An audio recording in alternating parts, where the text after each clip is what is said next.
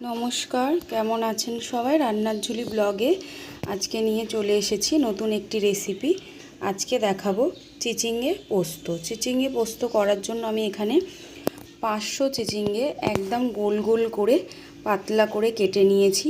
আপনারা চাইলে অন্য রকমভাবেও কাটতে পারেন, কিন্তু একটু পাতলা কাটবেন।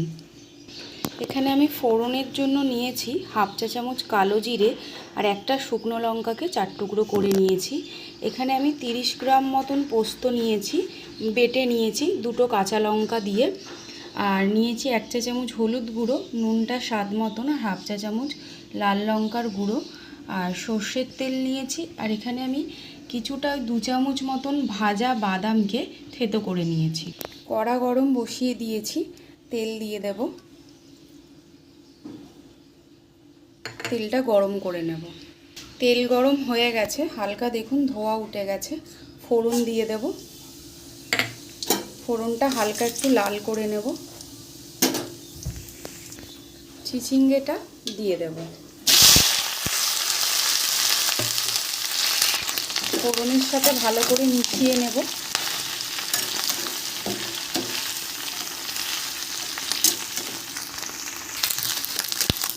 একটু ভাজা ভাজা মতন করে নেব।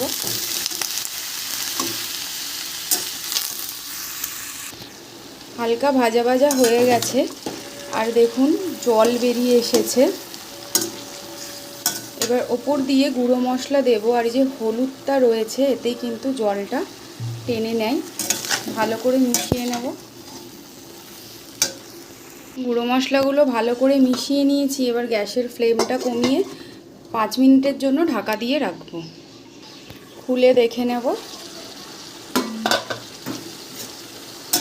জলটা দেখুন অনেকটাই শুকিয়ে এসেছে, কিন্তু তবুও হালকা হালকা রয়েছে।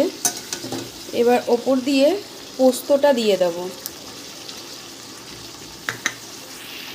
গ্যাসের ফ্লেমটাকে মিডিয়াম রেখে এবার পোস্তটা দিয়ে শুধু নাড়তে থাকবো যতক্ষণ না পুরো ভাজা ভাজা হয়ে যাচ্ছে।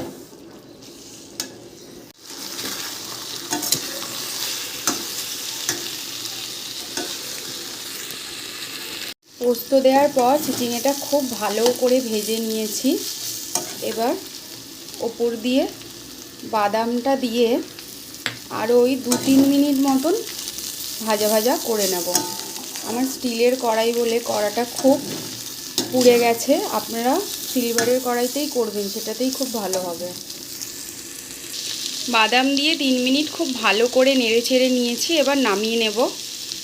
রেডি হয়ে গেছে গরম গরম চিচিঙ্গে পোস্ত।